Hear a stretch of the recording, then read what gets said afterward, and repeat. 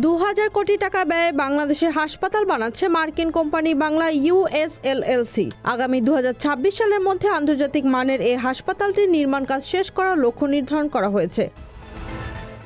ঢাকায় 4 দিনের বিনিয়োগ সম্মেলনে বাংলা USLLC এর প্রধান নির্বাহী কর্মকর্তা ডক্টর মুমতাজুর রহমান দাউদ এই বিনিয়োগ পরিকল্পনা ঘোষণা করেছেন। সব মিলিয়ে বাংলাদেশে $2.2 বিলিয়ন যুগান্তকারী এই বিনিয়োগ পরিকল্পনার মধ্যে রয়েছে আন্তর্জাতিক মানের হাসপাতাল, নার্সিং বিশ্ববিদ্যালয় এবং শিল্প কারখানা স্থাপন। ডক্টর দাউদ জানান, এই প্রকল্পগুলো বাস্তবায়িত হলে বাংলাদেশের স্বাস্থ্যসেবা ও শিল্প খাতে নতুন মাত্রা যোগ হবে। স্বাস্থ্য খাতে $1.6 বিলিয়ন বিনিয়োগ করে একটি আধুনিক হাসপাতাল কমপ্লেক্স এবং বিশেষায়িত নার্সিং বিশ্ববিদ্যালয় প্রতিষ্ঠা করা হবে বলেও জানান ডক্টর দাউদ।